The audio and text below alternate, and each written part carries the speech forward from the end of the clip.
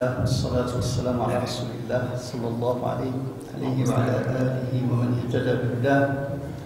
ما بعد، معشر الإخوة والأخوات، باسمكم جميعا نرحب بفضيلة الدكتور والضيف العزيز سيدي الشريف الوزاني. والحقيقة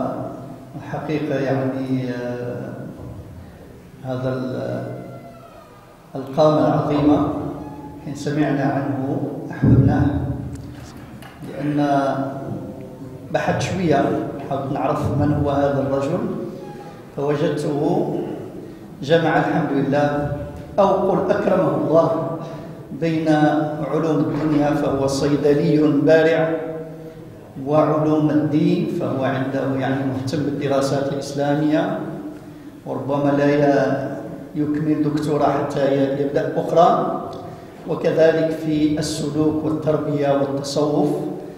فنسأل الله عز وجل أن ينفعنا به ونشكره، لأن النبي صلى الله عليه وسلم يقول: من لا يشكر الناس لا يشكر الله. فنشكره جزيلا، والحمد لله سمعت له، فأنا سأكون اليوم مثلكم في عطلة، لكن أسمع منه وأستفيد منه، لأن عربيته وفرنسيته ما شاء الله عليه ممتازتين. مرحبا سيدي وأهلا وسهلا بك، تفضل. جزاكم الله خيرا. بسم الله الرحمن الرحيم. الحمد لله الذي هدانا لهذا وما كنا لنهتدي لولا أن هدانا الله، والصلاة والسلام الأتمان الأكملان على ملاذ الورى وشفيع الأنام سيدنا ومولانا محمد عليه أفضل الصلاة والسلام.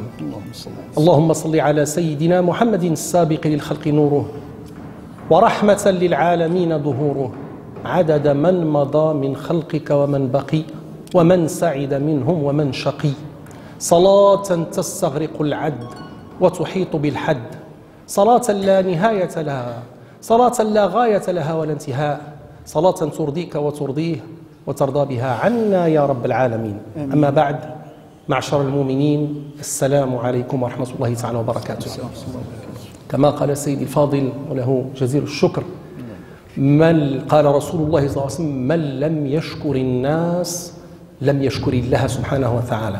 فمن آدابنا ومن أخلاقنا ومما علمنا إياه رسول الله صلى الله عليه وسلم أن نشكر الناس على ما أبدوه وعلى ما أسدوه وعلى ما قالوه في حقنا، وهو يدخل في باب شكر الله سبحانه وتعالى. فإذا الشكر موصول لمن كان سببا في هذا اللقاء، وأخص بالذكر اتحاد مساجد فرنسا وهذا المسجد المبارك، ونحن في رحاب بيت الله، وليس هناك أحسن وأفضل وأزكى وأقدس وأنفع من أن نتواجد في بيت الله سبحانه وتعالى، فنتلو كتابه ونتذاكر في علومه. وهذا كما تعلمون مما ألح عليه الحبيب المصطفى صلى الله عليه وسلم حينما قال: ما اجتمع قوم في بيت من بيوت الله يتلون كتابه ويتدارسون علومه إلا وحفتهم الملائكة وغشيتهم الرحمة وذكرهم الله في أحسن من عنده. نسأل الله سبحانه وتعالى أن يدخلنا في هذه الزمرة المباركة، وأن يجعلنا ممن تحفهم الملائكة ومن تغشاهم الرحمة، وممن يدخلون بفضل الله سبحانه وتعالى في جناته، جنات الفردوس، بفضله ومنه وجوده وكرمه سبحانه، وهو أكرم الأكرمين. لما طلب مني أن أتكلم في هذا البيت المبارك، بيت الله سبحانه وتعالى، وطلب مني موضوع، قلت لا بد أن نتكلم في موضوع آني، أي شيء الذي يهم المسلمين اليوم ولا سيما في هذه البلاد. فأردت أن أتكلم عن مفهوم المواطنة. نحن مواطنون، أنتم مواطنون في هذا البلد، ولما نتكلم عن المواطنة نتكلم عن كل مقومات المواطنة. ربما يريد أحدهم أن يقول هي مواطنة إدارية أو عصرية.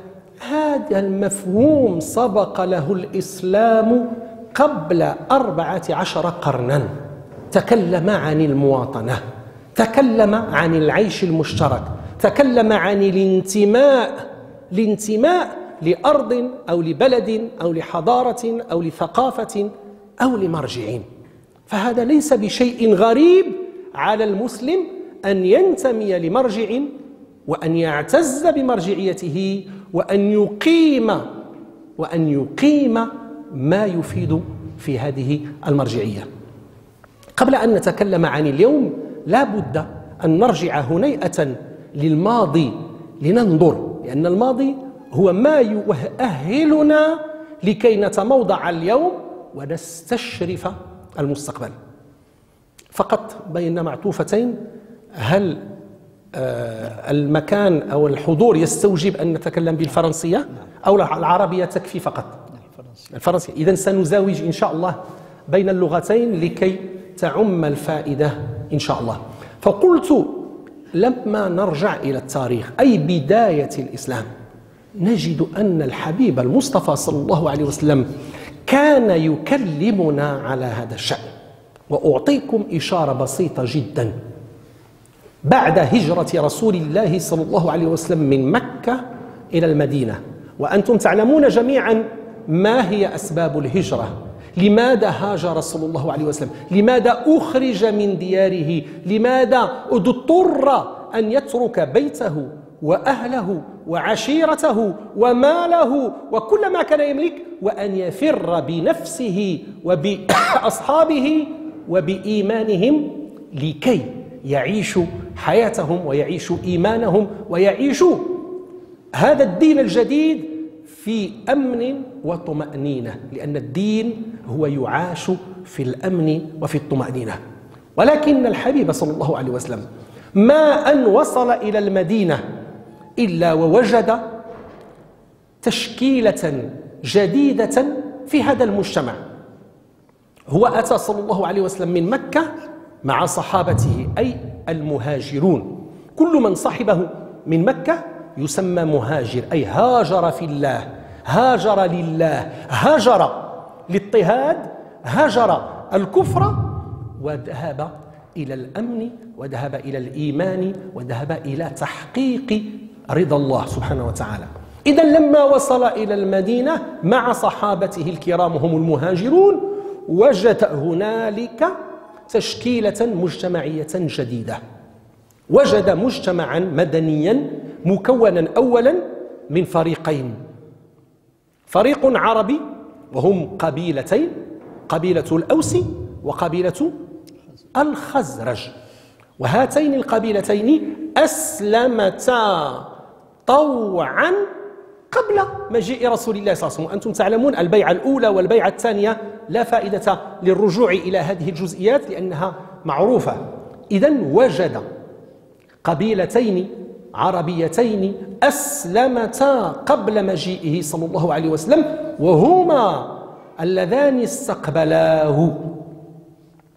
ووجد كذلك بجانبهما 3 قبائل يهودية. رفضت هذه القبائل ال3 رفضت أن تسلم، وأرادت أن تبقى على دينها وعلى عقيدتها. سؤال يطرح: ماذا فعل بهم رسول الله صلى الله عليه وسلم؟ هل ذبحهم؟ هل قتلهم؟ هل فجرهم؟ هل نفاهم؟ هل طردهم من المدينة؟ لا، لأنه رسول الرحمة. قال فيه الحبيب، قال فيه المولى سبحانه وتعالى: وما أرسلناك إلا رحمة للعالمين، وليس فقط لمن آمن بك. فكان عليه صلى الله عليه وسلم أن يجسد، أن يظهر، أن يثبت تلك الرحمة التي هي كما قال كثير من الصحابة: إنما كان رسول الله صلى الله عليه وسلم رحمة مهداة، أي هداه الله سبحانه وتعالى للعالمين. فقبلهم وأمر لهم بالحماية وأمر لهم أن يعيشوا معه.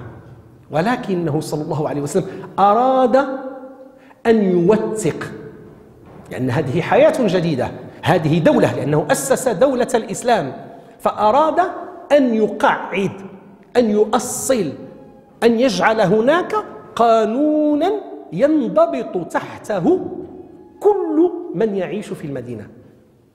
ولاحظوا معي قانونا دستورا ينضبط إليه كل إنسان. أي كيف ينضبط؟ فيه حقوق وفيه واجبات. هذا ما يقوله اليوم دول الغرب. اليوم لما تتكلم مع هؤلاء الناس في هذه الدول يقول لك إنما المواطن ينضبط لأمرين الحقوق والواجبات. احنا نقول لهم احنا هذه 14 قرن باش قالها لنا رسول الله صلى الله عليه وسلم، وهذه 14 قرن قبلناها، وهذه 14 قرن انضبطنا لها، وهذه 14 قرن عشنا فيها، ولنا نماذج عديدة عبر هذه القرون الكثيرة التي مرت. إذن لما دخل صلى الله عليه وسلم إلى المدينة ووجد هذه الزركشة أي هذا التنوع بين مكونات المجتمع المدني قال لهم فلنكتب دستورا ننضبط إليه، وسماه صلى الله عليه وسلم هذا الدستور صحيفة المدينة. Je vais traduire. نكمل هذا المدخل، احنا يلا الآن إن شاء الله في المدخل ونمر للغة الفرنسية. إذن سماه صحيفة المدينة لأن لفظ الدستور هذا اللفظ لم يكن موجودا آنذاك، هو من الألفاظ الحادثة أي التي ظهرت مؤخرا، وإلا فالمفهوم والمعنى هو الذي كان صحيفة المدينة. Mes frères, mes chers, je suis très heureux de me retrouver aujourd'hui avec vous dans ce lieu, dans sa magnificence, parce que nous sommes dans la demeure de Dieu, Baytullah subhanahu wa ta'ala. Et comme je disais tout à l'heure, on ne peut pas trouver meilleur lieu, aussi noble, aussi prestigieux, aussi réconfortant, aussi tranquillisant, mais aussi rapportant. Parce que finalement, nous sommes dans cette vie en train de faire les bonnes actions et en train d'éviter les mauvaises actions. Donc finalement, on cherche toute source qui peut nous approvisionner dans les bonnes actions. Et bien finalement, nous sommes dans ce lieu. Qu'est-ce qu'on est en train de faire? Et bien nous sommes rassemblés aujourd'hui devant Allah subhanahu wa ta'ala. On vient juste d'accomplir notre prière. On a lu Kitab Allah, Kalam Allah, le Coran. Et puis on est en train aujourd'hui de discuter un des aspects ou un des contenus de ce livre. Et je disais tout à l'heure en arabe, ça rentre, ce qu'on est en train de faire, rentre sous la coupole d'une des grandes paroles du prophète sallallahu alayhi wa sallam, Al-Habib sallallahu alayhi wa sallam, qui a dit dans un de ses hadiths, tout groupe de musulmans qui se réunissent dans un lieu, dans une demeure de Dieu, pour lire ses paroles divines, donc lire une partie de son Coran, et d'en étudier le contenu, c'est ce qu'on est en train de faire. Eh bien il a dit, ces gens-là sont dans une situation qui est particulière. Pourquoi? Parce que tous les anges de Dieu sont en train de les observer, de les apprécier, et puis toute la bénédiction divine va les envelopper. Et ils auront comme grande récompense d'Allah subhanahu wa ta'ala, comme promis, de rentrer au paradis, Inch'Allah, s'ils restent comme ça et ils meurent justement sous cette caractéristique. Nous espérons et nous implorons Allah subhanahu wa ta'ala de nous maintenir comme ça, tel qu'il nous voit aujourd'hui, dans notre profonde sincérité, dans un accomplissement parfait de sa bonne volonté, et qu'on meurt, Inch'Allah, tel qu'il le veut, dans cet aspect aussi positif que nous l'espérons. Parce que هو سبحانه وتعالى الذي يعلم خائنة الأعين وما تخفي الصدور. Donc je disais quand j'étais donc invité, et je remercie à l'occasion l'UMR, l'Union des mosquées donc de France, l'Union des mosquées régionales, qui m'a fait donc le privilège et le plaisir de m'inviter à venir m'entretenir avec vous ce soir, et hier aussi dans une autre mosquée, donc on était à Argenteuil. Donc elle m'a fait ce plaisir et cet honneur pour me permettre de partager avec vous quelques idées, de partager avec vous quelques concepts. Et quand on m'a demandé le sujet que je voulais aborder, j'ai dit la meilleure manière aujourd'hui de servir un frère, c'est de l'entretenir sur quelque chose qui le préoccupe dans son quotidien. On a tellement d'occasions de parler de choses fondamentales, dans tout ce qui est étude coranique, dans tout ce qui est sens du Coran, volonté divine, la jurisprudence, al-fiqh. Mais par contre, on a rarement l'occasion de parler de problématiques qui nous préoccupent tous les jours. Et vous savez que, la dernière nouvelle que j'ai lue aujourd'hui, c'est que le président de l'État vient de nommer donc, une personne qui va s'occuper de la fondation Islam. Ce n'est pas ça ce qui nous intéresse, nous on ne fait pas de politique. Mais ce que je voulais dire, c'est que, quelle est notre situation aujourd'hui en tant que citoyen français de confession musulmane? C'est juste l'apostrophe qu'on rajoute. Mais nous sommes des citoyens. Ce citoyen, comment il peut se positionner aujourd'hui dans cette société? Comment il peut vivre sa foi? Comment il peut vivre son identité? Comment il peut vivre sa particularité? Tout en étant parfaitement intégré dans une société qui va respecter sa spécificité, mais qui va aussi être servi par ce citoyen. Donc, c'est là où on parle de la dualité droit et devoir. Mais je disais, c'est que finalement, ce qui nous est demandé, ce n'est pas quelque chose de nouveau pour nous, musulmans. C'est quelque chose qu'on a vécu depuis 14 siècles. Donc, ça, c'est quelque chose qui est très ancien dans l'histoire de l'islam. Pratiquement depuis la vie, depuis l'ère du prophète sallallahu alayhi wa sallam. Et là où je voulais vous donner un exemple très important, c'est que le prophète sallallahu alayhi wa sallam, quand il a été poussé à émigrer, parce qu'il ne l'a pas fait de sa propre volonté, mais il était dans l'obligation, il attendait la permission divine, l'autorisation divine pour quitter la Mecque et aller s'installer sur une terre où ils pouvaient vivre leur foi dans la sérénité et dans la paix. Et donc, quand le Nabi sallallahu alayhi wa sallam est parti avec ses compagnons al-muhajiroun, donc les émigrés qui ont émigré avec lui, arrivant à Médine, qui s'appelait à ce moment-là Yathrib, le nom de Médine n'était pas encore courant, c'était Yathrib. Donc il va trouver une composition sociale qui était un petit peu particulière.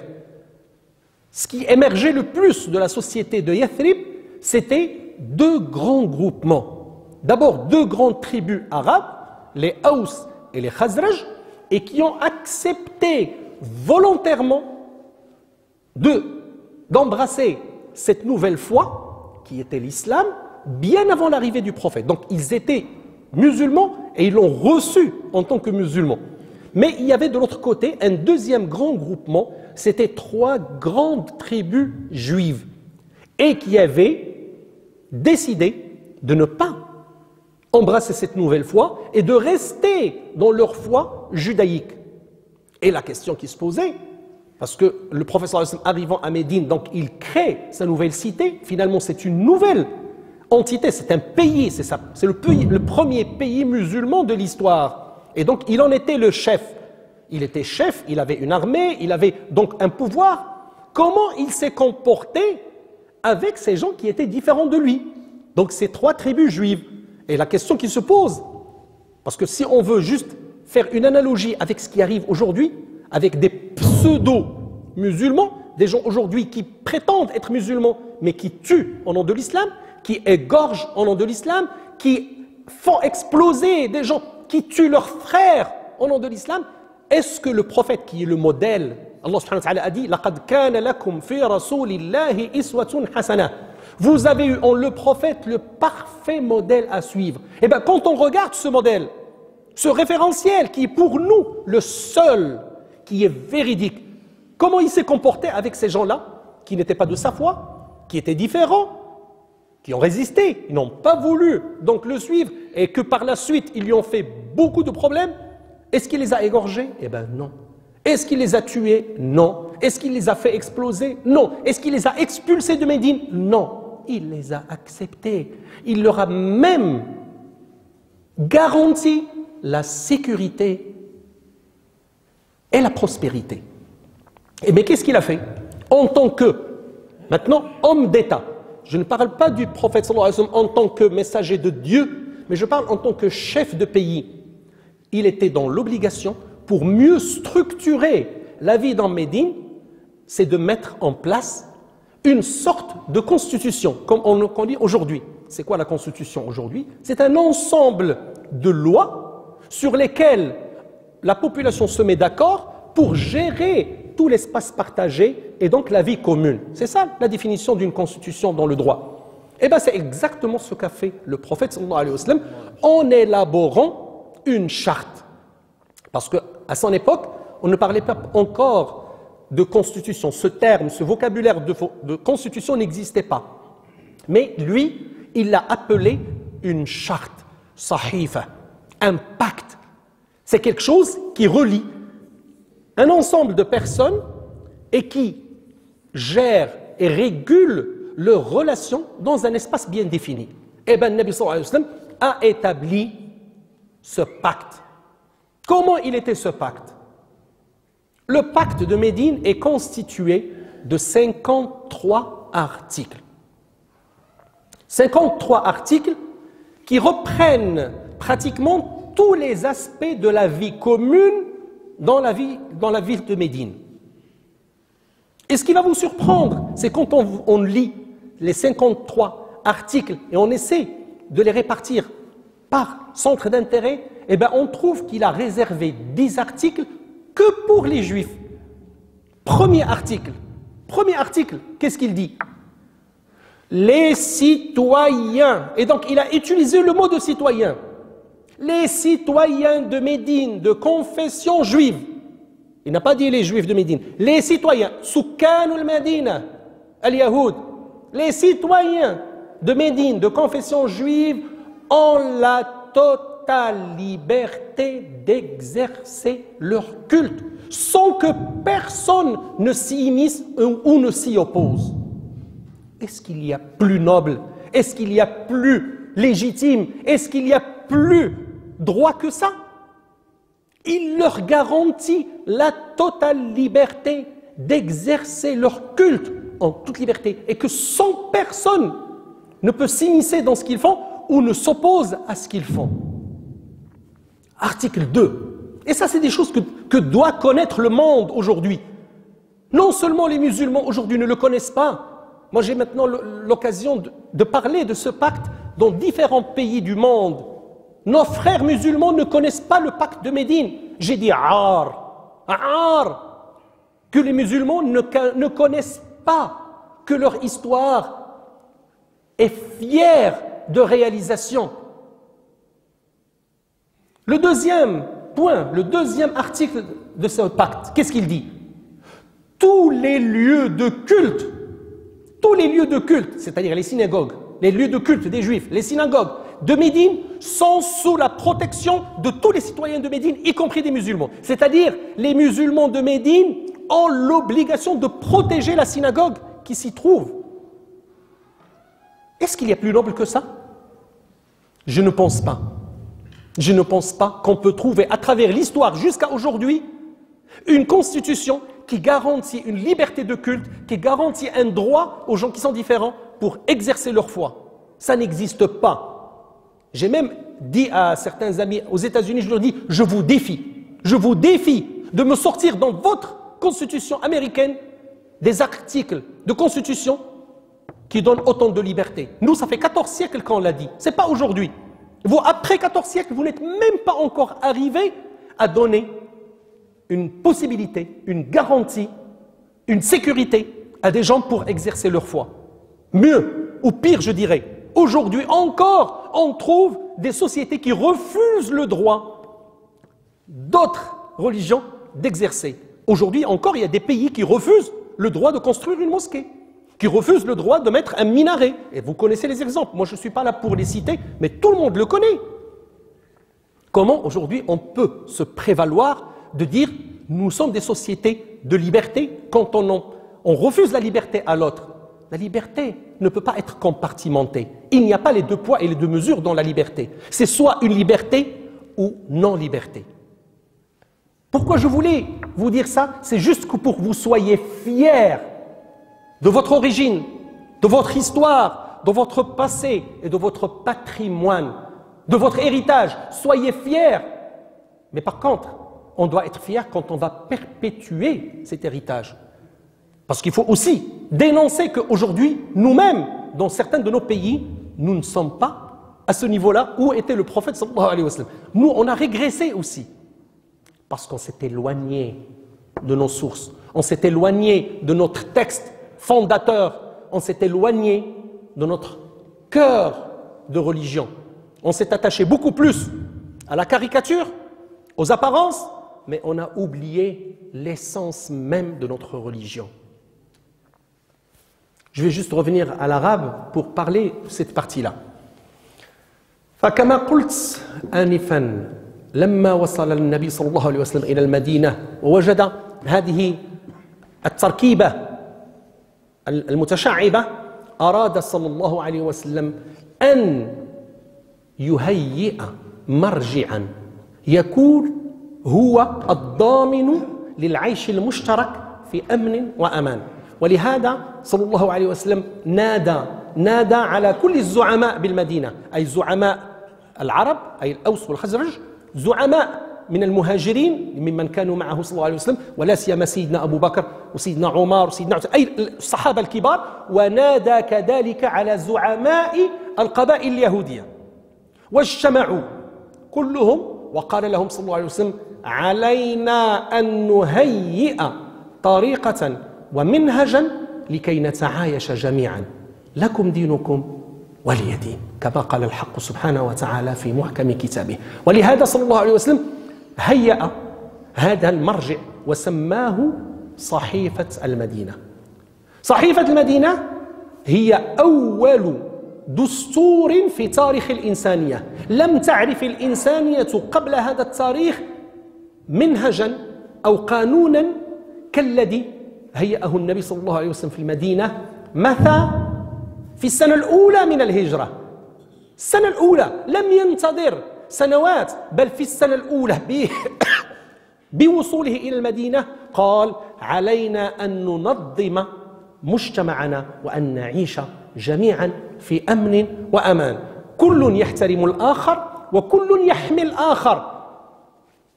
فكانت هذه الصحيفة تتكون من 53 بند. 53 بند هم الذين يشكلون هذه الصحيفة أو هذا الدستور.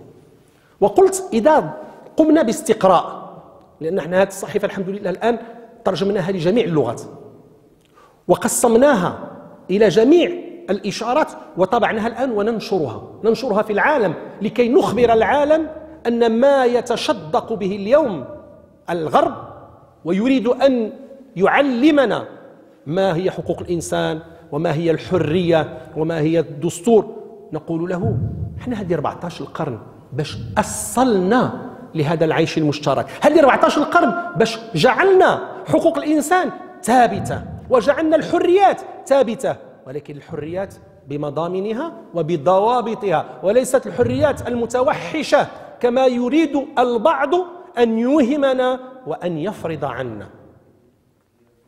فقال صلى الله عليه وسلم: هذه البنود 53 علينا أن نجعلها مرجعا وقانونا. فنجد أنه جعل صلى الله عليه وسلم 10 بنود كلها لاش غير لحقوق اليهود أي القبائل الثلاث التي كانت تعيش بالمدينة. ويقول في البند الأول بالحرف: السكان أي سكان المدينة اليهود لهم الحق في ممارسة شعائرهم في كل حرية دون أن يعترض عليهم أحد. البند الثاني: أماكن العبادة لليهود هي تحت حماية كل سكان المدينة بما فيهم المسلمين، أي المسلمون كان عليهم أن يحموا دور العبادة اليهودية. فأقول للغرب وأقول للمتشدقين بالحقوق وبالحريات: هل تجدون الآن في دستوركم في كل دول، هل تجدون بنود تعطي الحقوق مثل ما يوجد في صحيفة المدينة قبل 14 القرن؟ لا توجد. لا توجد. فلهذا يجب أن تكون لنا هذه الصحيفة وهذه المرجعية يجب أن تكون أداة مفخرة واعتزاز، أن نعتز بتاريخنا وأن نعتز ونفتخر بما فعله نبينا صلى الله عليه وسلم في تكريس الحرية وفي ضمان استقلالية كل إنسان، شرط أن يكون الاحترام متبادل. ولهذا سنجد رغم ما عدا هذه البنود العشر سنجد 12 بند آخر في ربط وتحقيق العلاقة ما بين اليهود والمسلمين بالمدينة، لأن أنتم تعلمون أن المدينة لم يكن فيها فقط المسلمون واليهود، بل كان فيها أيضا مسيحيون. كان هناك طبيب مشهور كان جاء من روم، واحد كان جاء من الشام لاستشفاء المسلمين. كان هناك بعض الناس الذين بقوا على عقائدهم الشركية الأولى، وهناك من كان لا يؤمن بأي شيء، ورغم هذا احترموا في اختياراتهم وحموا، أي تمت حمايتهم وتم حماية اختياراتهم وضمانها داخل مجتمع، لأنه ما هو آنذاك القاسم المشترك الذي كان يلتف حوله كل سكان المدينة؟ هو المواطنة. هو المواطنة. Aujourd'hui, on nous parle de la citoyenneté. Mais c'est quelque chose que nous acceptons. C'est un concept que nous avons validé depuis très longtemps, que nous acceptons. Bien sûr, nous sommes prêts. Nous sommes prêts à nous inscrire dans cette perspective, mais à condition de nous garantir aussi nos droits. Les devoirs, nous les accomplissons, mais nous avons aussi besoin de nos droits. Quels sont nos droits aujourd'hui? D'abord, le respect. Le respect de notre identité. Le respect de notre spécificité. Le respect de notre particularité. Et aussi, le respect en tant qu'être humain et citoyen sur le même pied d'égalité que tous les autres citoyens. Il n'y a pas de citoyen de premier degré et citoyen de deuxième degré. Il y a un seul citoyen. C'est celui qui s'inscrit dans la loi de son pays, fait valoir ses devoirs et réclame aussi ses droits.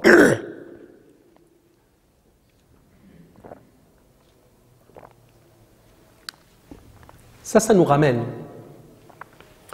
Nous, en tant que musulmans, Allah subhanahu wa ta'ala nous a interpellés à différents niveaux de son texte coranique. Le Coran, il nous interpelle à différents niveaux pour nous dire que, quoi qu'on soit, où on est, nous avons l'obligation et le devoir de vivre avec l'autre. Quand je dis l'autre, celui qui est différent de nous. Mieux que ça, il nous demande d'aller vers l'autre, chercher à connaître l'autre pour mieux l'apprécier et pour mieux vivre en paix avec lui. Allah subhanahu wa ta'ala nous dit Ya ayyuhan nas inna khalaqnakum min dhakarin wa untha wa ja'alnakum shu'uban wa qaba'ila lita'arafu inna akramakum 'inda Allahi atqakum. Lita'arafu. Première chose, il nous dit je vous ai créé de mâles et de femelles. Premier constat, c'est qu'on est différents. Il nous a créés différents. Il y a le mâle, il y a la femelle. Il nous a créés de nations et de tribus. Ça veut dire que vous êtes obligatoirement différents. Pas différents dans l'aspect physique, puisque nous ressemblons tous, mais parce qu'on est différents de par notre référentiel, de par notre couleur, de par notre foi, de par notre culture. Mais quand il nous dit « je vous ai créé différents », et là, il nous oblige, il nous interpelle à faire le pas vers l'autre. Pourquoi? Pour s'entreconnaître. Est-ce que vous pensez que s'entreconnaître est un objectif ultime. Non, c'est une étape. S'entreconnaître, connaître l'autre, qu'il me connaisse, a une finalité.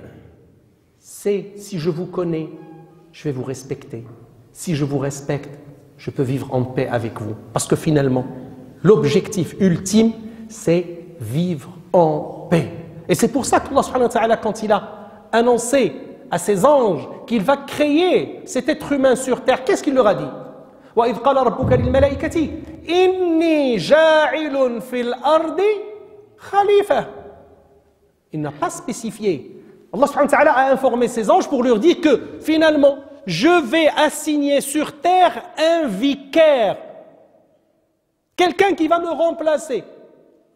Me remplacer pourquoi? Un vicaire pourquoi? C'est pour pouvoir gérer la cohabitation. Parce que finalement, l'être humain a une très grande responsabilité. On pense, nous, on a l'impression parfois que finalement on est là que pour soi-même. Non, on est là pour gérer tout ce monde. لأن الأرض لما قال إني جاعل في الأرض خليفة الله في أرضه, c'est pour gérer ما في الأرض جميعا من حيوان من نبات من جماد من أرض في أرض وفي سماء وفي بحر. Ben finalement, nous avons une responsabilité lourde en tant qu'être humain. C'est justement pour pouvoir gérer ce monde. C'est quoi gérer ce monde? C'est pouvoir lui assurer la tranquillité et la sécurité. Alash, pourquoi? Pour qu'il puisse adorer son Dieu.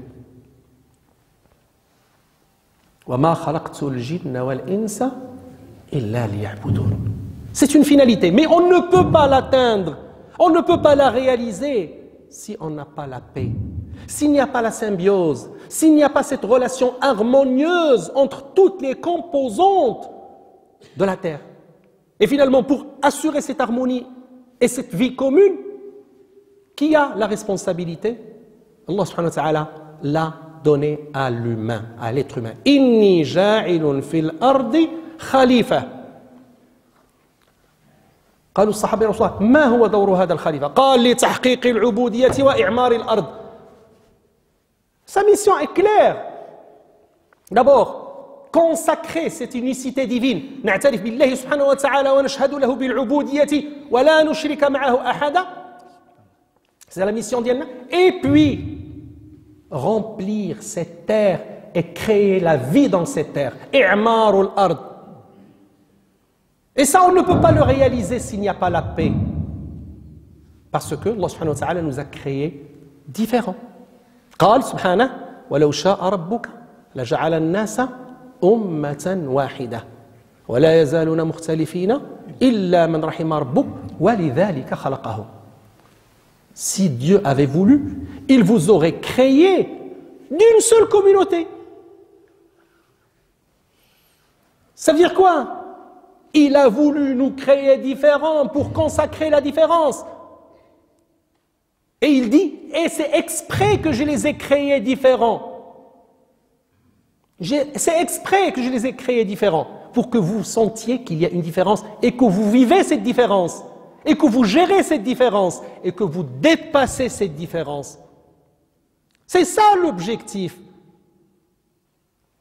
Mais est-ce qu'on est capable aujourd'hui de le faire? Oui, on est capable. On est capable de le faire parce que Allah subhanahu wa ta'ala, s'il nous a donné cette mission, c'est parce qu'il sait subhanahu wa ta'ala qu'on est capable de la faire. Mais il nous a donné des conditions.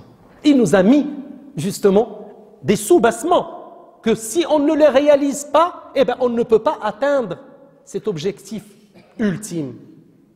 Il nous le dit ailleurs. وَلَقَدْ عَرَضْنَا الْأَمَانَةَ على السماوات والأرض والجبال فأبين أن يحملنها وأشفقن منها وحملها الإنسان إنه كان ظلوما جهولا. Alors, il nous avertit. Alors, j'ai proposé justement cette responsabilité à d'autres créatures. Mais ils ont refusé de la faire parce qu'ils savaient que c'était quelque chose de lourd, c'était quelque chose de difficile, c'était quelque chose qui était presque impossible, presque. Mais pour l'humain, ce n'était pas impossible. C'est la volonté divine. Allah subhanahu wa ta'ala a voulu que ça se réalise et a voulu que l'humain qui assume cette responsabilité, eh ben, il lui a donné cette responsabilité. Sauf qu'il doit éviter les deux grands problèmes. ظلوما وجهولا. إن الله لا يعبد إلا على عين. لا يعبد الله على جهل. وإن الظلم ظلمات يوم القيامة. ولا يظلم ربك أحدا. Et donc, quand on voit un petit peu ces perspectives, ces invectives, on se dit, finalement, le problème, il est où? Il est en nous.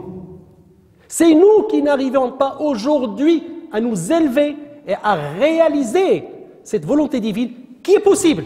Parce qu'Allah subhanahu wa ta'ala ne peut pas nous demander quelque chose dont on n'est pas capable. وَهُوَ أَعْلَمُ بِخَلْقِهِ سُبْحَانَهُ وَتَعَالَى. هُوَ أَعْلَم. Il est clairvoyant, il est omnipotent. Il sait, subhanahu wa ta'ala, qu'on est capable de le faire. Mais à condition de réaliser toutes les conditions qui nous permettent de la faire. Il n'y a pas d'autre solution. On doit revenir à l'essence de notre religion. On doit revenir aux préceptes de notre religion. On doit revenir aux principes fondateurs de notre religion. Est-ce qu'on est capable aujourd'hui de le faire? شحال الوقت عندي؟ نصف ساعة 25 دقيقة مازال شوية 25 دقيقة إن شاء الله. Donc, voilà la grande question aujourd'hui qui se pose. Je reviens maintenant à aujourd'hui. Parce qu'on a parlé du passé, on a parlé de notre héritage, on a parlé de notre fierté. Mais aujourd'hui, nous en sommes très loin. Vous savez pourquoi, mes frères? Parce que nous, on s'est détourné de notre religion. Quand je dis on s'est détourné, pas en apparence, parce qu'en apparence, on est tous dans la religion. Alhamdoulilah, tout le monde, la barbe, le foulard, le masjid, on est régulier. Mais est-ce que ça suffit aujourd'hui? Ça ne suffit pas. Ça ne suffit pas aujourd'hui pour être un bon musulman. Tout ce que je vous ai décrit comme apparence nous met à peine au premier niveau de notre religion. Il y a un hadith. Nabi sallallahu alayhi wa sallam. حديث رواه سيدنا عمر رضي الله عنه وأرضاه وأخرجه الإمام مسلم في صحيحه يقول فيه سيدنا عمر بينما نحن جلوس عند رسول الله غنقول الحديث بالعربية ومن بعد عاد نترجم المعاني ديالو بينما نحن جلوس عند رسول الله إذ دخل علينا رجل طويل القامة شديد بياض اللباس ولا يظهر عليه أثر السفر إنه غريب فدخل فسلم ثم جلس إلى رسول الله صلى الله عليه وسلم وأسند ركبتيه إلى ركبتي رسول الله صلى الله عليه وسلم ووضع يديه على فخذي رسول الله صلى الله عليه وسلم وقال له يا محمد ما الإسلام؟ فقال رسول الله صلى الله عليه وسلم الإسلام أن تشهد أن لا إله إلا الله وأن محمد رسول الله وأن تقيم الصلاة وأن تؤتي الزكاة وأن تحج البيت يعني الأركان الخمس ديال الإسلام. فقال له صدقت. ويروي سيدنا عمر لأنه هو اللي كان الحديث قال كنا نتعجب كيف يسأله ويصدقه لأن السائل عادة لا يعرف الجواب. ثم قال له يا محمد ما الإيمان؟ فأجابه بالأركان الست للإيمان فقال له صدقت. فقال له ما الإحسان؟ فقال له أن تعبد الله كأنك تراه فإن لم تكن تراه فإنه يراك. قال ثم خرج فغادر فالتفت النبي صلى الله عليه وسلم لصحابته وقال لهم أتعلمون من الرجل؟ فقالوا الله ورسوله أعلم. قال إن هذا أخي جبريل أتى يعلمكم أمور دينكم. Je vais résumer. Ce hadith, Sayyidina Omar, radiallahu anhu, c'est lui qui nous le rapporte et l'imam Muslim l'a inclus dans son sahih. Sayyidina Omar nous dit un jour qu'ils étaient, c'est-à-dire les compagnons étaient avec le prophète sallallahu alayhi wa sallam dans sa mosquée, il y a un homme qui entre, qu'ils ne connaissent pas, il est étranger, il est grand de taille, tout habillé de blanc, et dans ils ne portaient pas les marques du voyageur parce qu'ils étaient dans le désert et un voyageur, généralement, quand il arrive, il avait du sable, il avait des saletés parce qu'il a voyagé dans le désert. Ce monsieur-là était très propre. Donc, il se posait la question, étranger, ils ne le connaissent pas, il n'est pas de la communauté, mais il ne porte pas les traces du voyageur. Donc, il rentre, il les salue, puis il vient directement devant le Nabi sallallahu alayhi wa sallam et il s'assoit. Et puis, il lui pose 3 questions. La première question lui dit, « Ya Muhammad, qu'est-ce qu'est l'islam? C'est quoi l'islam ?» Et là, le Nabi sallallahu alayhi wa sallam répond par les 5 préceptes, donc les 5 piliers de l'islam. Shahada, salat, zaka, sawm, hajj. Et il lui dit, tu as raison. Et Sidna Omar se posait la question, il dit, mais nous, on était un petit peu interloqués. Comment il peut poser la question et valider la réponse? Parce que généralement, celui qui pose la question ne connaît pas la réponse. Il cherche une réponse. Et s'il valide, ça veut dire qu'il connaît la réponse à l'avance. Et puis il pose la deuxième question. Il lui dit, c'est quoi l'iman? C'est quoi la foi? Et c'est là où le Nabi sallallahu alayhi wa sallam a répondu avec les 6 piliers de la foi. Et puis il lui dit, et c'est quoi al-ihsan? Et il lui dit, al-ihsan, c'est que tu adores Allah subhanahu wa ta'ala. C'est que tu sois réellement abdillah comme si tu le regardais. Et que si toi tu ne le regardes pas, si toi tu ne le vois pas, lui il te voit. Et quel est ce précepte? Qu'est-ce qu'il veut déduire de ce pilier-là? C'est que quand tu veux entreprendre quelque chose, qu'il soit une parole, un acte, un comportement, tout ce qui émane de ce croyant, à chaque fois que tu veux parler à quelqu'un, tu dois imaginer que tu es en train de voir, tu es en train de regarder Allah subhanahu wa ta'ala et qu'il est en train de te regarder. Ça veut dire quoi te regarder? Il te surveille. Est-ce que tu es sincère ou non? C'est ce qui nous manque aujourd'hui. C'est qu'on a l'impression de sauvegarder les apparences. Aujourd'hui, on essaie de sauvegarder les apparences. Mais tout ce qui est entre nous et Allah subhanahu wa ta'ala, parfois on ne lui accorde pas le crédit. Alors que c'est le plus important. C'est ça le plus important. Je vais vous raconter une petite histoire. Un jour, un monsieur clairvoyant, Rajulun Salih, il était en train de circuler dans une campagne. Rajulun Salih kana fi siyaha wa dakhala ila qarya. Dakhala ila qarya ووجد فيها كتاب مسيد ديال القرآن. دخل سلم على ذاك الفقيه والمحاضرية جالسين الطلبة كيقراوا القرآن. جلس مع ذلك الفقيه يتذاكر معه ثم نظر وتفرس، ونحن نعلم أن النبي صلى الله عليه وسلم قال فراسة المؤمن لا تخطئ. تفرس في هؤلاء الأطفال، ذاك الأطفال اللي جالسين، ثم التفت إلى الفقيه وقال له رد بالك. قال له هاد الوليدات اللي عندك هنا واحد فيهم راه من أولياء الله الصالحين. قال له باش عرفتي؟ هو مازال طفل صغير. قال له أنا بلغت لك وانت دبر راسك. ثم انصرف الرجل. بقى هذاك الفقيه في حيرة.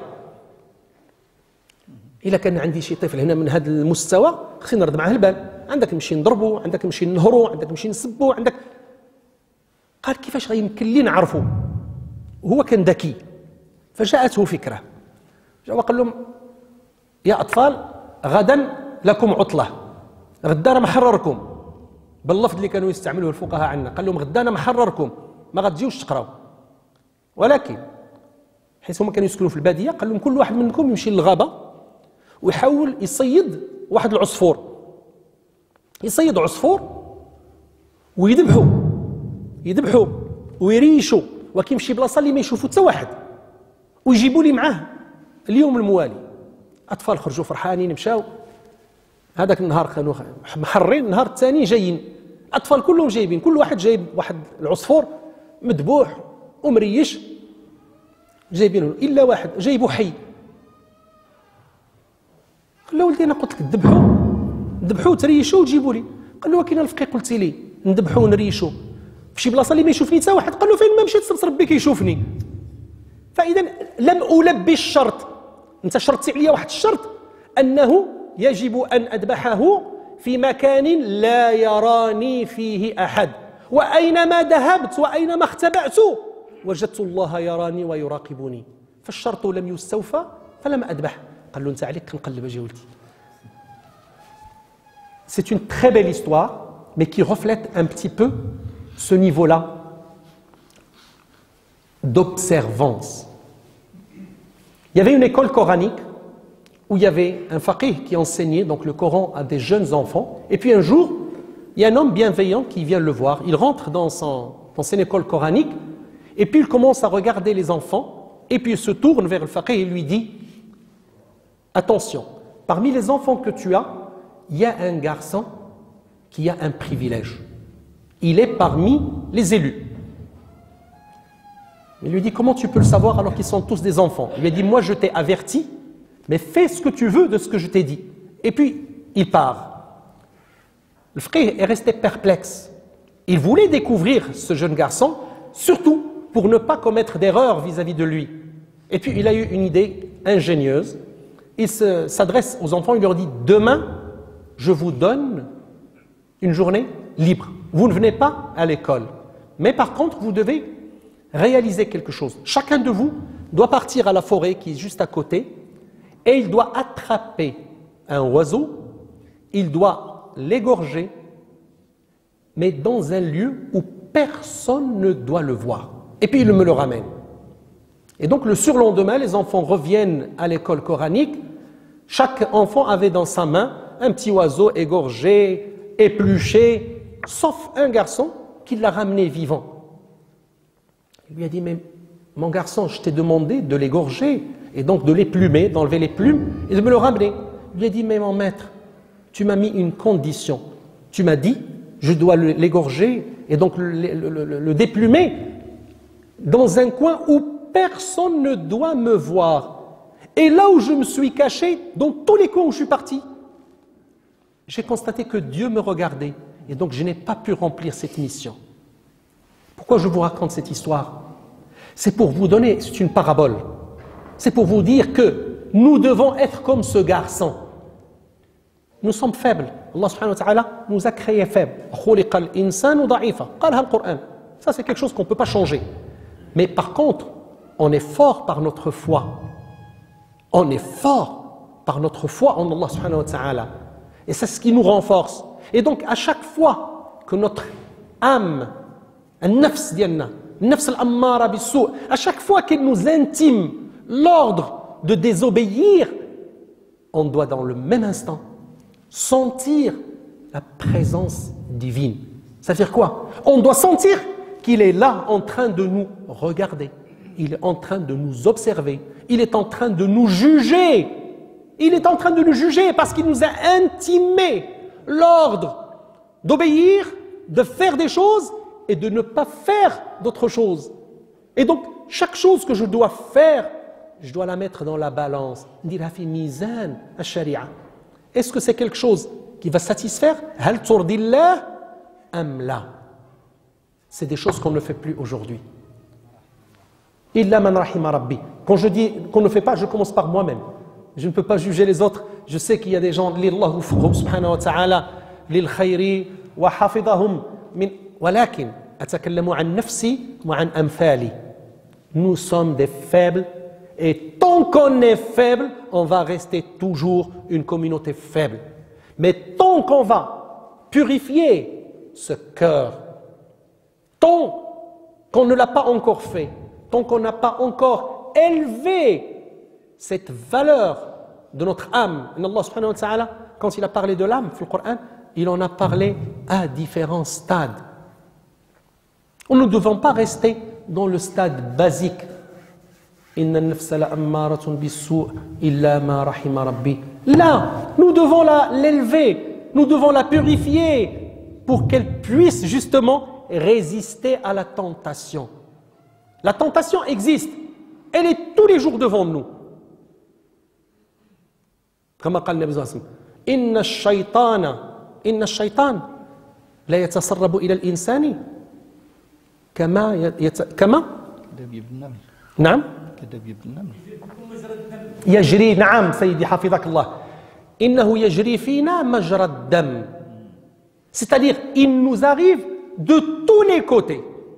S'il n'arrive pas à nous attraper par la tentation de la femme, il nous arrive à nous attraper par la tentation de l'argent. Il nous arrive par la tentation de l'apparence, al-nafs, al-hudur, al-hudwa, al-duhur. Il peut nous attraper par tous les moyens. Sauf si en nous arrivons à nous élever, à nous purifier et donc à lui résister. Étant-nous aujourd'hui capables de le faire?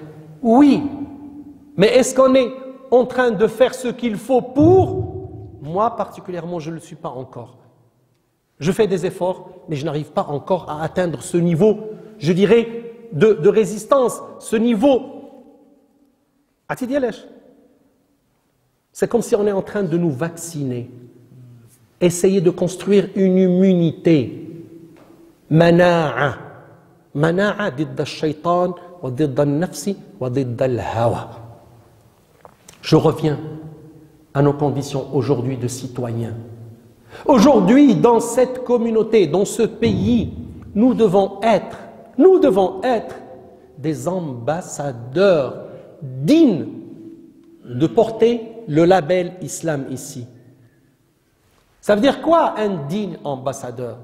C'est quelqu'un dont le comportement quotidien reflète fidèlement ce qu'il dit. Nous, on prétend que nous sommes أهل الصدق. الصدق راه من أصول الدين ديالنا.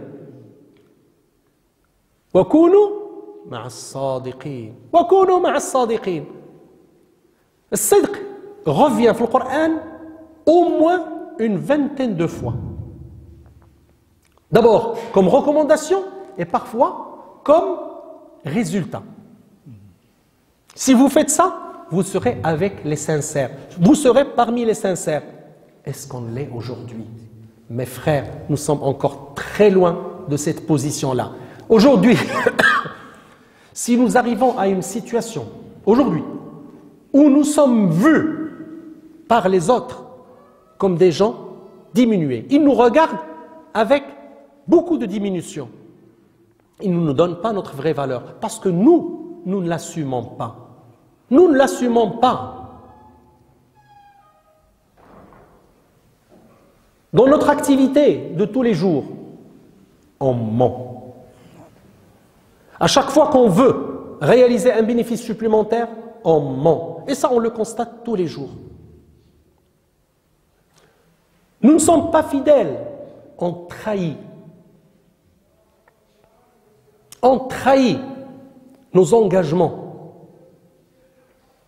Chaque valeur aujourd'hui que nous avançons comme référentiel, nous ne sommes pas à son niveau.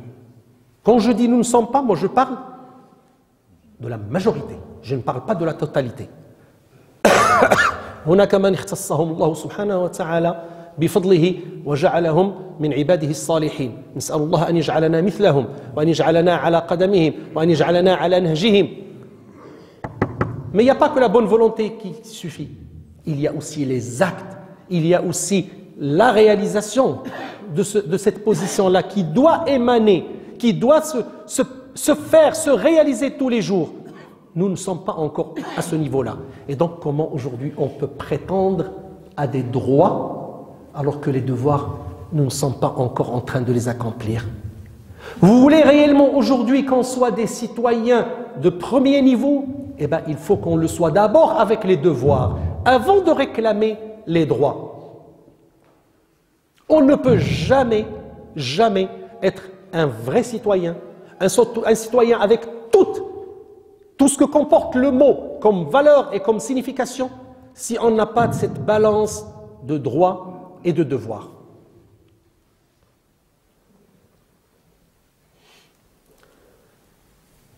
Je vais m'arrêter là, mais je voudrais d'abord vous écouter sur des questions. On va réserver un petit moment quand même à un échange. Parce que moi je parle, j'espère que je me trompe, j'espère que ce que je dis est farfelu et que ce n'est pas la réalité, que la réalité est meilleure que ça. mais je voudrais d'abord vous écouter, surtout sur le ressenti de tous les jours. Jazakumullahu khairan. شكرا لك سيدي، بارك الله فيك، مداخلة قيمة. شكون يحب يبدأ إن شاء الله؟ يقول مرحبا، إن شاء الله. السلام عليكم ورحمة الله. وعليكم السلام ورحمة الله. السؤال المطروح يعني الموضوع كان حساس. Le sujet était très très important parce qu'il nous concernait. Mais moi je me pose la question depuis longtemps. Depuis longtemps on entend des prêches bien ciblés, bien répartis.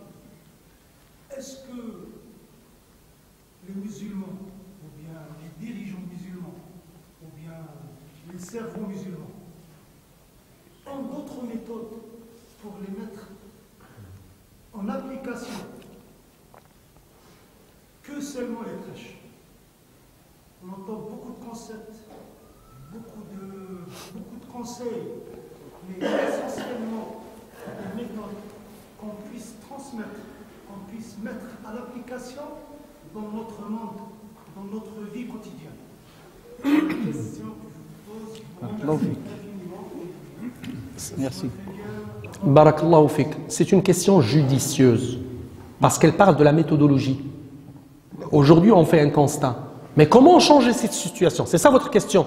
Est-ce qu'il y a une méthodologie révolutionnaire, une méthodologie innovante qui va nous permettre de changer? Il y a tout simplement قول النبي صلى الله عليه وسلم كلكم راع وكلكم مسؤول عن رعيته. Vous savez que l'éducation commence d'abord à la maison. Chacun aujourd'hui et depuis toujours est responsable de sa famille, de ses enfants.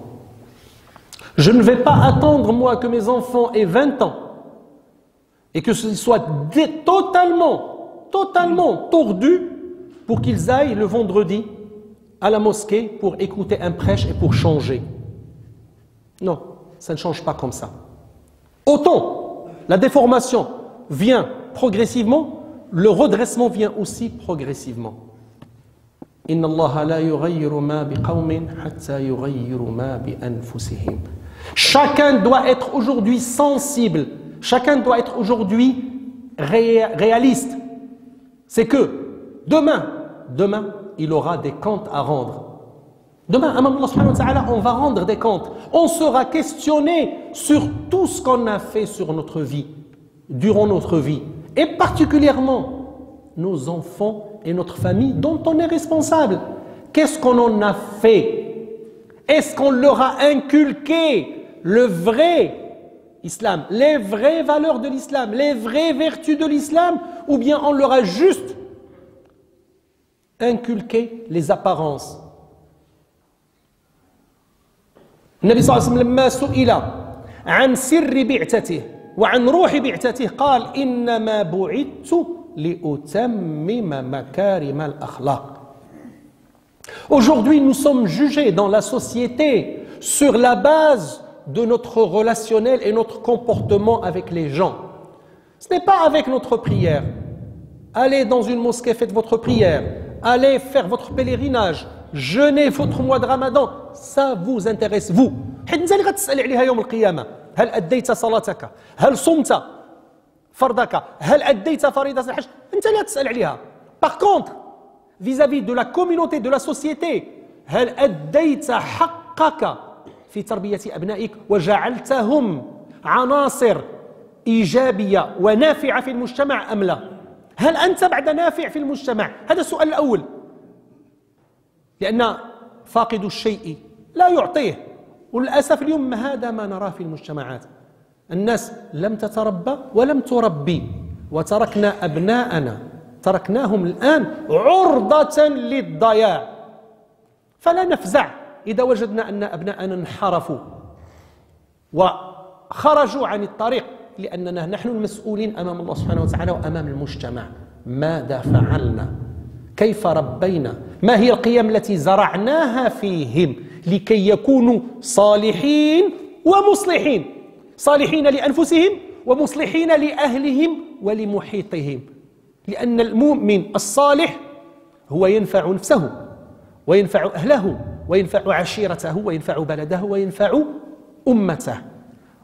والطالح أي الفاسد فهو يفسد نفسه ويفسد أهله ويفسد عشيرته ويفسد محيطه. La question aujourd'hui, c'est qu'on doit se ressaisir d'abord sur nous-mêmes et sur les gens qui sont sous notre responsabilité. Est-ce qu'on est capable aujourd'hui de nous corriger nous-mêmes? Oui, on est capable. C'est juste, il faut une prise de conscience. الوعي. ولا أظنه الآن مفتقد. الناس الآن واعية بالحقيقة، واعية بالواقع. شنو خصهم؟ المبادرة. Prendre l'initiative de se changer. Donc quand je dis de se changer, je parle du mieux, d'aller vers le mieux. Et aussi d'imprégner en mieux notre environnement direct. إلا صلحت نفسي وصلحت أهلي وخاي يصلح نفسه وصلح أهله والحبيب ديالي يصلح نفسه عنه، صلح المجتمع كله وصلحت الأمة كلها زدنا إلى الأمام. سنحاسب خيرا أم شرا عن أعمالنا وعما تركنا. شكرا لك. مداخلة أخرى إن شاء الله. شكرا لك الأخ جميلة. تفضل. في نفس الموضوع. أهلا وسهلا. تربية الأولاد في مجتمعات زي هذه هي ليس سهلة أصلا. الإنسان الأب يشتغل والزوجة قد تكون مثلا الأولاد صغار يتربون في مدارس فرنسية، معظم وقتهم يكونوا مع المدارس الفرنسية مع المعلمة، يسمعوا ويشوفوا، يرجع للبيت يشوف التلفزيون. يعني احنا حتى لا نستطيع أن نتمكن من الحفاظ عليهم. نسعى ونحرص انتبهوا وسووا، لكن التربية في الصغر بالذات في المدارس الفرنسية وفي المجتمعات يأثر عليهم بطريقة كبيرة وهم صغار. مشكلة كبيرة بصراحة، ليست حاجة سهلة. أنا ممكن أربي وأنا إنسان كويس، أحفظ نفسي وأحفظ أولادي، أتقي الله سبحانه وتعالى في المال الحلال، لكن تربيتهم في هذا المجتمع ليس بالسهل بكل. أمر صعب جدا. كيف ممكن أن تكون؟ يا سيدي، كل خير غير سهل. إذا أردت أن تنال الأجر العظيم لا بد أن تكابد، لا بد أن تكابد. فإذا كان سهل ما هو فضلك؟ كيفاش بغيتي تاخذ واحد الأجر وأنت ما جاهدتيش، ما عملتيش واحد المجهود كبير؟ اليوم هو صعب وسهل في نفس الوقت إذا رجعنا إلى الأصول. قلت لك احنا ابتعدنا عن الأصول. قال الله: لقد كان لكم في رسول الله أسوة حسنة. فلننظر كيف كان يربي رسول الله صلى الله عليه وسلم. رسول الله علمنا صلى الله عليه وسلم أن أصول التربية هي بمنهجين. احنا كنعملوا بواحد وكننساو الثاني. رسول الله صلى الله عليه وسلم ربى بالكلمة، أي كان يتكلم وكان يخطب في الصحابة وكان يوجههم وكان يعلمهم، ولكن ماشي هذا هو اللي أثر فيهم الأكثر، وهو التربية بالقدوة. التربية بالقدوة الحسنة. أريد أن أبنائي يكونوا يحافظون على الصلاة، خصهم لما يدخلون إلى البيت يجدون الأب والأم يصلون.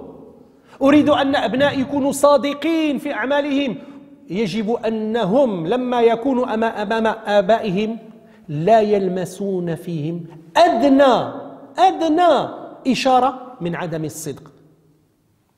أنا أعلم ابني أن لا يكذب، وتدق الباب ونقول له إذا كان الجار قل له ما كاينش. أنا كنعلمه الكذب. ينادي واحد في الهاتف يريدني، نقول له ابني إلا سألك على باك قول له باك غير موجود في البيت. أنا نعطيك إشارات، هذه غير نماذج من كيف نرسخ فيهم الكذب. يدخل الابن يجد الأب أمام التلفزة والأم في المطبخ. متى يصلون؟ كيف يريد هذا الابن؟ كيفاش تريد أن هذا الابن يتعلم الصلاة؟ كيف يتعلم الصيام؟ كيف يتعلم السلوك الحسن؟ كيف يتعلم القيم الكبرى إذا لم يجدها مجسدة في سلوك والديه؟ القدوة للأبناء هم الآباء. ابني أو بنتي يجب أن ترى في كل القيم التي أريد أن أمررها. المعلمة، شوف يا أخي، هي الأبناء يقضون في المدرسة 6 ساعات 7 ساعات، اليوم فيها 24 ساعة، فيقضون في البيت أكثر مما يقضون في المدرسة. والقدوة الحسنة للآباء هي أكثر وقعا وأكثر تأثيرا من القدوة في المدرسة. نحن المسؤولون أمام الأبناء، ونقول لك هناك تربية بالكلمة وهناك تربية بالقدوة، وإذا لم توافق القدوة أي السلوك لم يوافق الكلمة فيصير نفاق. أتأمرون الناس بالبر وتنسون أنفسكم وأنتم تتلون الكتاب أفلا تعقلون يا أيها الذين آمنوا لما تقولوا ما لا تفعلون كبر مقتا عند الله أن تقولوا ما لا تفعلون. شكرا لك سيدي، بارك الله فيك، شكرا لك. وصلت العشاء. Je dis quelques mots en français pour les francophones pour qu'ils soient pas lésés. Alhamdulillah, on a compris que c'est très important de sortir de la théorie et d'aller à la pratique. Les interventions étaient très aussi constructives dans ce sens. Et dans la pratique, il faut qu'on soit dans l'exemple. Il faut qu'on incarne le changement et l'éducation qu'on veut voir chez nos enfants. Commençons par nous-mêmes. Si je me permets, je rajoute un petit mot de la fin pour dire que la beauté de cette religion, qu'Allah Azza wa Jal, premièrement, ne nous demande pas le résultat, mais le sérieux. Le changement, l'éducation, c'est un projet, c'est un souci, c'est des doigts, c'est des choses mettre en pratique, c'est des fois c'est de l'argent qui sort de la poche, c'est un investissement. Si, moi en tant que père, je donne l'exemple, comme il a dit le chef docteur, et aussi en même temps, je me donne les moyens. C'est pas uniquement je sors des slogans, je veux que mes enfants, etc. Pour répondre à notre cher père, il n'y a rien en France qui t'oblige que tes enfants de les envoyer à l'école.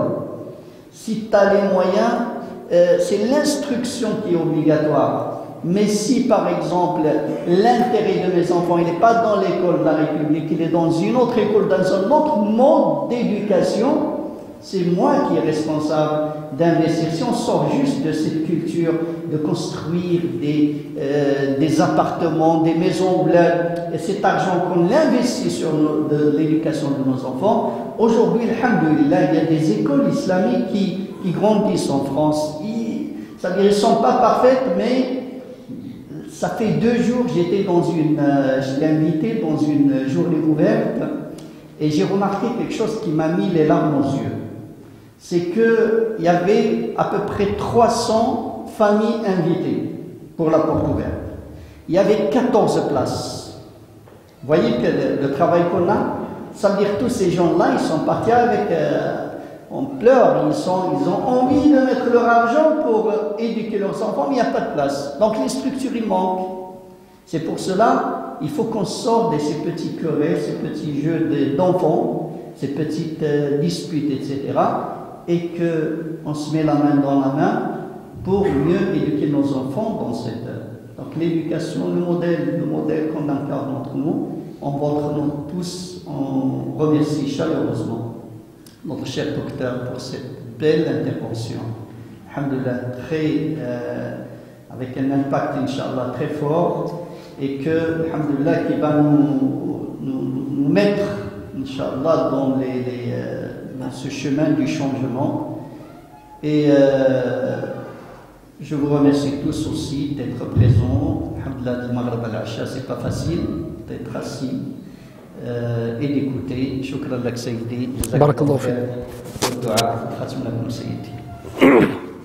سبحانك اللهم وبحمدك واشهد ان لا اله الا انت استغفرك واتوب اليك. عملت سوءا وظلمت نفسي فاغفر لي فانه لا يغفر الذنوب الا انت. اللهم أنت ربي لا إله إلا أنت خلقتني وأنا عبدك وأنا على عهدك ووعدك ما استطعت. أعوذ بك من شر ما صنعت. أبوء لك بنعمتك علي وأبوء بذنبي فاغفر لي فإنه لا يغفر الذنوب إلا أنت.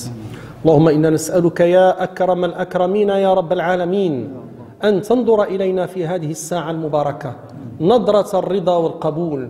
اللهم انظر إلينا نظرة الرضا والقبول.